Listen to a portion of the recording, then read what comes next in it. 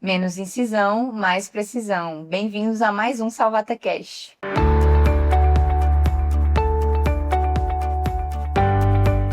Se durante alguma cirurgia de sacrocolpofixação ou promontofixação você já se questionou quais são os principais landmarks anatômicos, esse podcast é para você.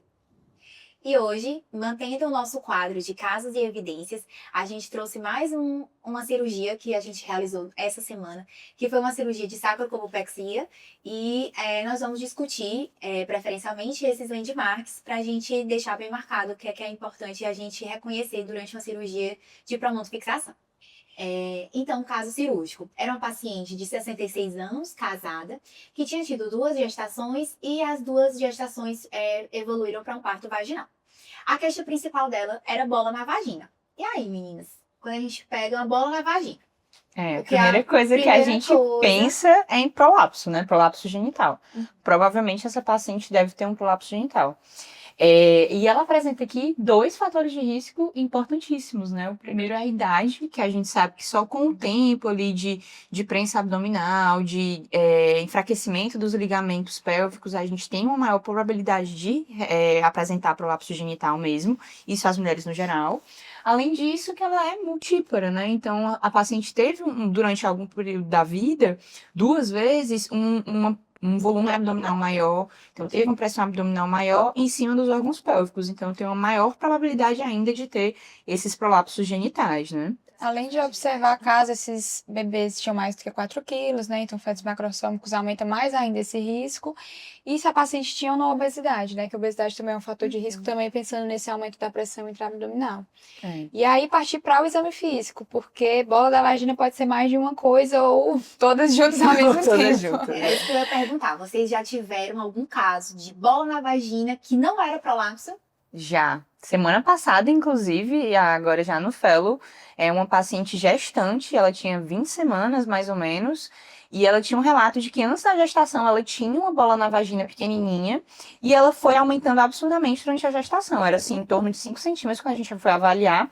E na verdade era um cisto simples, bem pediculado assim no pequeno lábio. Então não era nada de prolapso, sabe? Mas era uma bola. Mas era uma bola na vagina, exatamente. E bola na vagina podem ser outras coisas, né, Bela, também? Pode ser o prolapso, né, que é a hipótese aqui pra gente principal para esse caso devido aos fatores de risco, como a gente comentou.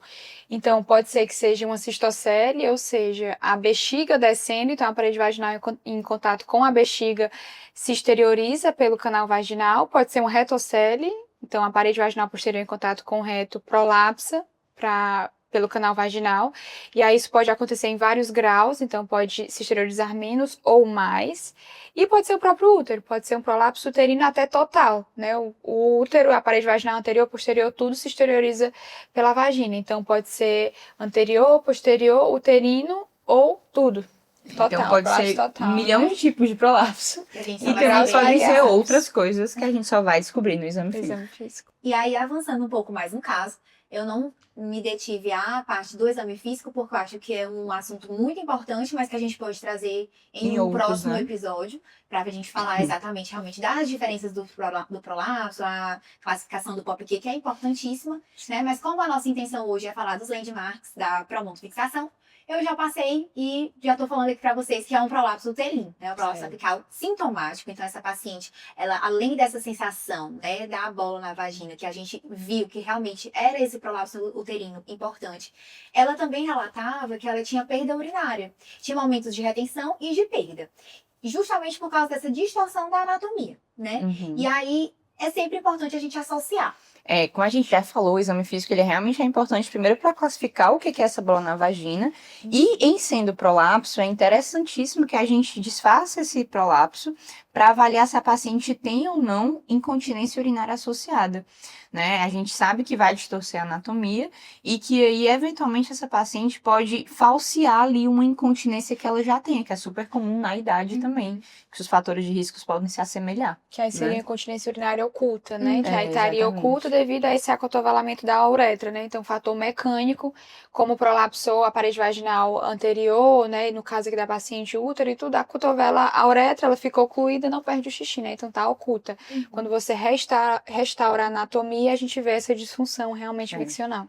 Exatamente. E aí, para essa paciente, a proposta realmente foi a esterectomia com a pronto-fixação por via robótica. Né? A gente sabe que existem existem métodos por via vaginal que poderiam resolver o caso também. E também essa mesma cirurgia poderia também ser feita por via laparoscópica. Mas para essa paciente, foi conversado com ela, né? Lógico que mostrando todos os prós e os contras, foi escolhido a via robótica, porque paciente ativa, olhando para a montofixação robótica, né? Também tem menor taxa de recidivas, diminui o tempo cirúrgico e também foi a preferência da paciente. E tem um pós-operatório Maravilhoso. excelente, né? É excelente para uma cirurgia de grande porte. Então, assim, levando a ciência junto com a escolha da paciente, realmente foi a cirurgia optada. E aí, falando um pouco mais das nossas estratégias, né? A gente sabe que existem os landmarks, que a gente chama. Landmarks, eles são nada mais do que pontos de referência anatômico para a gente saber tanto que estamos no lugar certo, quanto para entender que tem estruturas muito importantes ali naquela região que nós devemos evitar. E para definir a sequência que a gente vai seguir a cirurgia, né? De forma padronizada. De forma padronizada, para não se perder durante a cirurgia, não esquecer o que deve ser feito sequenciado. É importantíssimo também. Os landmarks ajudam nisso também. Exatamente. Então, a gente tem como os principais landmarks na promontofixação, né? É o promontório, por si só, porque que é o ele principal, vai ser... né? Obviamente. É o nosso foco, realmente, na cirurgia, é chegar nele, fazer a dissecção dele. E aí, fazendo a dissecção dele, a gente tem que visualizar o ligamento longitudinal anterior, né? Que é onde vai ter a fixação mesmo, mesmo, que é onde vai ser feito a fixação da tela, né? Nessa parte da dissecção, é muito importante que a gente tenha sempre a visualização da veia ilíaca, né? Da veia ilíaca comum esquerda, que ela vai se cruzar muito próximo dessa região. E também nessa região tem muito próximo, a 3 centímetros, um canalzinho muito importante que a gente toma muito cuidado com ele, que é o ureter. E é o ureter direito, né? Pela localização da dissecção. E aí, além dessas estruturas, a gente também tem que se preocupar com os vasos sacrais médios, né? E com o plexo hipogástrico superior, porque a lesão, os vasos sacrais, eles, caso lesionados, vai ser a principal fonte de sangramento. Assim, o que comumente mais sangra nessa cirurgia, é óbvio que se tivesse, né, nesse livro, uma lesão de veia ilíaca, ia ser catastrófica. Uma lesão que tem sangramento catastrófico, mas quando acontece mais comumente um sangramento, geralmente são dos vasos sacrais. E até porque a artéria sacral média, ela é ramo da aorta, né? Então aí você imagina, lesar uma artéria dessa, é realmente um fluxo sanguíneo muito alto. Essa região realmente ela é muito rica, né? E aí, a depender da paciente, do grau, do IMC da paciente, a gente consegue ver com muita facilidade, ou a gente não consegue ver com muita facilidade. Exatamente. Então, a gente precisa ter isso realmente fixado de como é a anatomia. E ainda tem que se prestar atenção na variação anatômica, porque, eventualmente, essa sacral média ela tá um pouco desviada, não tá visível ali, e aí, eventualmente, pega. Então, tem que ter um cuidadozinho maior, principalmente nessa parte da dissecção ali do promontório para encontrar o ligamento. Então, assim, pode ser que a gente realmente encontre surpresas de estar diferente do que a gente imagina, né? Mas esses são os pontos que a gente sempre tem que ter ali fixado, que são os principais pra gente ter cuidado. Tanto pra gente saber que tá no canto certo, quanto pra saber o que é que a gente precisa evitar. Agora a gente vai seguir para a cirurgia mesmo, né? Eu trouxe aqui um vídeo. A gente observa o inventário da cavidade. A paciente, ela não tinha a trompa do lado esquerdo por uma cirurgia prévia. Eu cortei a parte da esterectomia, tá, meninas? Porque eu acho que não é a intenção da gente hoje. Então, essa paciente fez a esterectomia como proposto. E aqui eu já segui direto para a montofixação mesmo.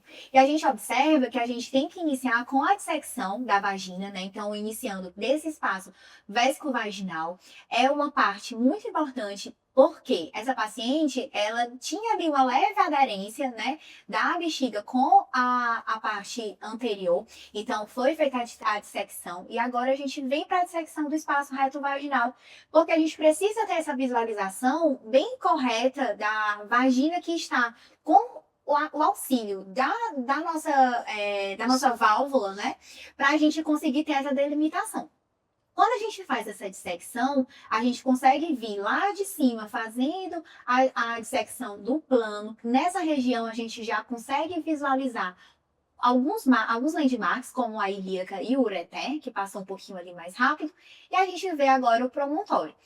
Quando a gente faz essa marcação da localização, a gente já pode entrar com a tela, que ela entra como se tivesse amarradinha em Y, porque vai vir uma perna nessa parte anterior, que é onde a gente fez a dissecção vesco-vaginal, e esses pontos são geralmente de 4 a 6. Até agora, todas as cirurgias que eu vi, elas fizeram 6 pontos. Geralmente era Sim, isso pra mesmo. garantir. Então, Depende muito do tamanho que você consegue dissecar ali, mas geralmente 4 a 6 mesmo. E aí esses pontos são realmente para fazer essa fixação, para a tela conseguir envolver essa parte, né, vaginal.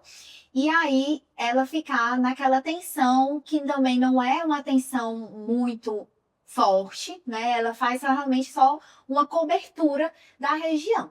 Então a gente faz primeiro do anterior, a outra perninha do Y, digamos assim, da tela vem para o posterior. O último ponto, geralmente já mais ali pertinho de onde a gente finalizou a cúpula. Agora a gente vai abrir a terceira perna do Y, que é onde vamos puxar e levar até a região do promontório. Vendo agora mais um landmark, que é o ligamento longitudinal anterior, que é o nosso local de fixação, por isso que ele é tão importante. Sem a visualização dele, não tem como a gente fazer a sacrocolpopexia. E aí a gente vai ligar ele na tela. Observando que quem está no auxílio vaginal, a pessoa não faz uma tração muito importante, né? Para essa tela, ela não fica numa tensão ali, ela fica numa tensão como se fosse deixando um tamanho de vagina ok, né? Deve repousar Não empurra demais e não né? traciona demais. Exatamente. Né? E aí, depois da tela fixada, a gente vai fazer a peritonização.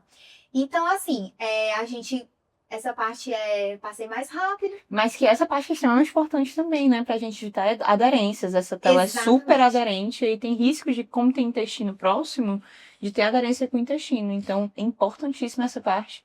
E percebe também que a gente faz com fio farpado, que facilita bastante e ganha bastante tempo. Porque a gente não fica perdendo tempo dando vários pontos. Não precisa nó nem nada. E o peritônio vai fechando rapidinho. Então, assim, a tela fica toda... Fica lindinha. Fica toda guardada, né? Então, assim, voltando para os landmarks, é importante a gente ter a noção da existência, né? Que a gente precisa procurar por eles, mas nem sempre a gente vê todos. Os principais, realmente, a gente tem que ver. Né? Só comentando um pouquinho, porque eu tava passando rapidinho, a gente teve essa ideia de fazer os vídeos mais rápidos mesmo, para pontuar os pontos principais, mas é interessante que durante a dissecção da vagina, aquele espaço ele é bem fino, então tem que ter um cuidado, sempre ter tração e contratração, né, que é o que elas falam sempre. Sim. Então ali eu vou ter o auxílio da Breizk, né, que é a válvula, e aí a Breizk vai estar numa posição sempre definitiva, e o cirurgião faz a tração ou da bexiga ou do espaço reto vaginal para que eu consiga encontrar esse espaço e dissecar com segurança,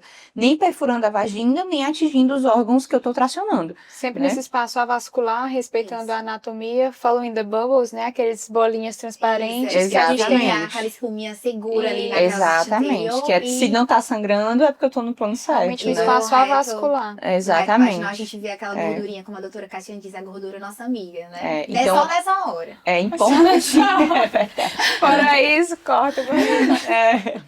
Então é importantíssimo a gente lembrar que o auxílio aí, o segundo auxílio, é importantíssimo nessa cirurgia, né? Sim. E em outro momento que é importantíssimo é, como a Bruninha falou, de fixar o ligamento. Então eu tenho que manter numa tração, digamos assim, fixa ali, então firme, o segundo auxílio tem que estar firme, para que eu não perca o tamanho, porque ali eu vou definir qual vai ser o tamanho da vagina da paciente depois, né? Então é importantíssimo que eu tenha, deixe aquilo ali fixo, sem movimentar bastante, para que a tela fique no local certinho. A própria questão da tela para não correr o risco de... exatamente. Sim. Exatamente. E outra observação é que elas costumam dar 2 passadas no ligamento longitudinal anterior, né? Para ter realmente aquela fixação. E ainda boa. puxa assim um pouquinho pra ver pra saber se ele é bom. Aqui. Porque se ele for meia boca, né? Porque realmente tem que ter uma outra estratégia. Existe, aí você já vai ter a gente que viu, inclusive, uns ligamentos que eram bem mais fracos, né? Assim, não que soltaram, mas que a gente viu que aparentemente mais fino, mais delgado ali.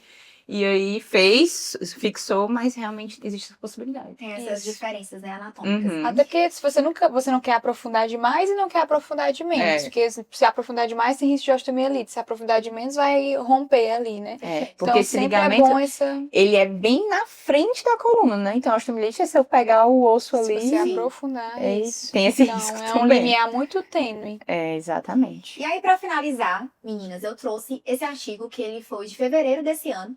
E aí ele compara a cirurgia robótica, laparoscópica e também uma cirurgia vaginal com esse mesmo intuito para tratamento dessa queixa da paciente. E aí, falando aqui um pouco para vocês, né? Ele mostrou no artigo que não teve diferença de recidivas, não teve aumento de taxa de recidiva em nenhuma dos manejos, dos métodos. Foi um estudo em mais de 500 pacientes em um grande centro da Itália. E é importante salientar que as pacientes da cirurgia robótica, elas tinham um IMC aumentado. Então, assim, era uma anatomia um pouco mais difícil, como você comentou no início do nosso podcast. É que a robótica facilita bastante, né? Exatamente. E aí, de finalização, assim, de conclusão bem geral que a gente pode ter nesse artigo, é que a cirurgia robótica, ela foi mais rápida, ela diminuiu 54 minutos do procedimento. O que, olhando para uma morbidade da paciente, isso é muito bom, porque isso diminui o tempo cirúrgico. Então, isso vai trazer uma menor morbidade realmente da paciente. Melhor pós-operatório. Melhor pós-operatório. Então, assim, né, em linhas gerais, a gente pode ver que a cirurgia robótica veio com mais preferência, né, para essa situação. E aí, olhando como essa diminuição do tempo, isso é ótimo também para o cirurgião, porque ele vai estar em uma melhor ergonomia, né, ele vai estar ali sentado, ele vai fazer com mais calma, digamos assim. Não exige tanto do ombro, né? Aquela dorzinha ali. Exatamente. Então, assim, é melhor para o paciente, melhor para o cirurgião, e aí a gente consegue ver que realmente, cada vez a gente prova aqui, cada episódio, que a cirurgia robótica realmente tá indo nesse caminho. Né? Isso não é mais nenhuma dúvida. Né? Exatamente. E aí é isso. Eu acho que esse caso foi muito bom para a paciente, porque a gente conseguiu ver na evidência que realmente foi a melhor escolha para ela. E vocês querem comentar mais alguma coisa? Acho que é isso. Sempre tem em mente os landmarks pra gente conseguir ter uma cirurgia de excelência, né? A gente sempre bate no ponto aqui em todos os episódios que cirurgia de excelência depende de muitas coisas. E essa cirurgia em específico depende muito da anatomia da paciente. Então, eu preciso saber exatamente quais são os landmarks que eu devo procurar, que eu devo me basear para eu ter uma cirurgia perfeita, né? E com uma excelente resposta no pós-operatório, que é o mais importante. A anatomia realmente é o ponto de start, a gente escuta isso todos os dias, né? Se você tem que saber a anatomia, é o início ali para você ser um bom cirurgião. Então, acho que a gente discutir esses casos e revisitar sempre é muito importante mesmo para atingir a excelência. É isso. Até a próxima semana com mais um caso e evidência para vocês. Tchau, tchau. Tchau, tchau.